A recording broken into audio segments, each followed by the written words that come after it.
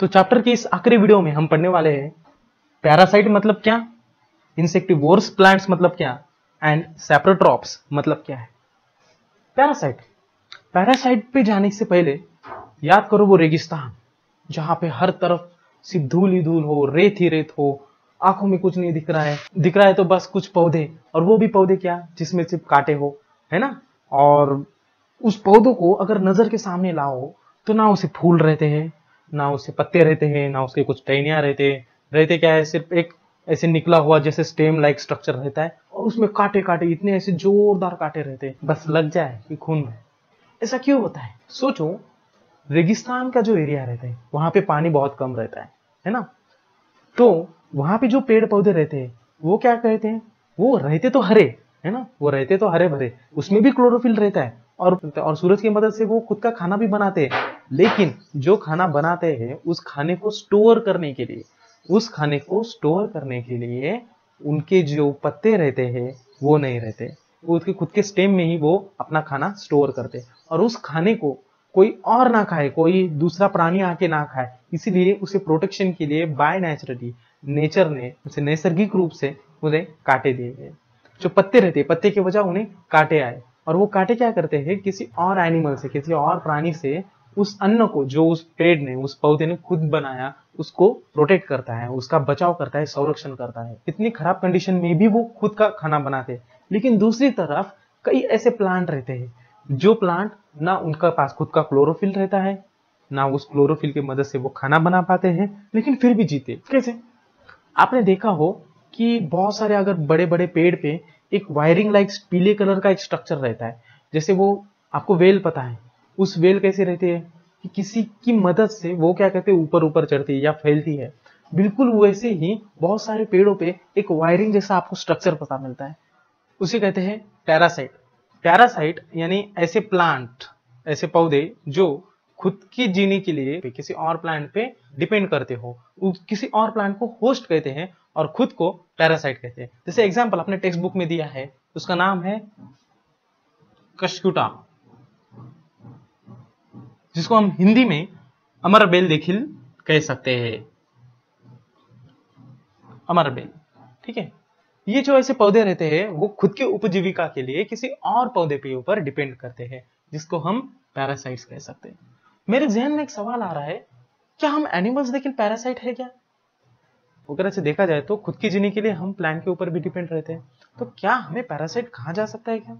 सोचो। Second one is insectivorous plants. नाम में ही पता चलता है insectivorous, insect vores. 6th class के पहले चैप्टर में मैंने पढ़ाया था कि कार्निवोरस, हर्बीवोरस, ओमनीवोरस मतलब क्या, है ना।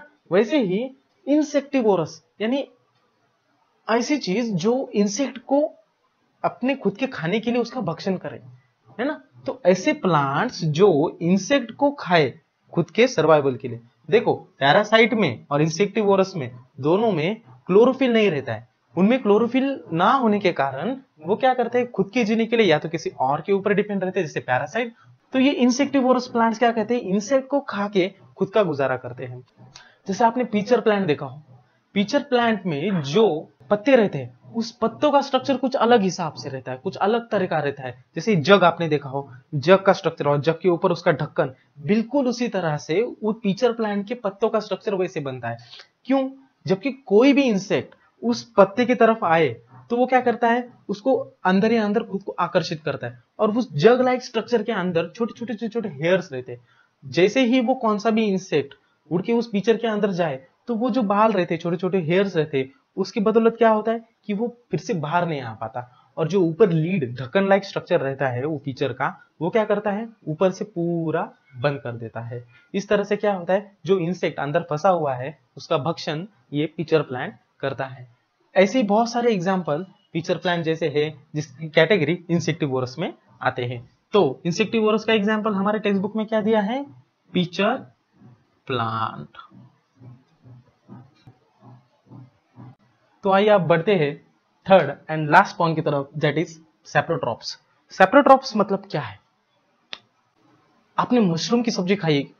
यार मुझे तो बहुत पसंद है मशरूम की सब्जी। या आपने देखा हो कि जब रेनी सीजन चालू होता है तब जगह जगह पे एक छोटे छोटे ऐसे अम्ब्रेला लाइक स्ट्रक्चर आपको देखने मिलते हैं। हमारी तरफ इंडिया में मतलब इस साइड में, महाराष्ट्र के साइड में शायद उतने नहीं दिखने मिलेंगे, लेकिन जो मॉइस्ट एरिया है जहाँ पे ऐसा हो सकता है जहाँ पे बारिश ज्यादा हो, उस जगह पे छोटे छोटे अम्ब्रेला लाइक स्ट्रक्चर आते हैं, उसे हम क्या कहते हैं, मशरूम कहते हैं।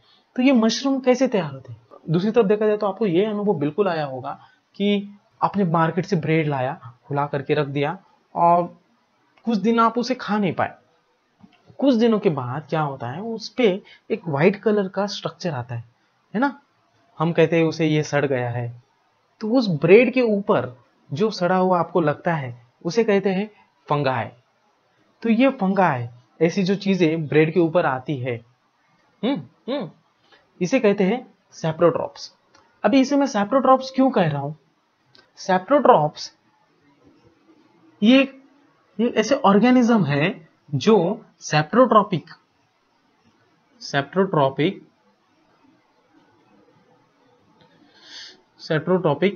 न्यूट्रिशन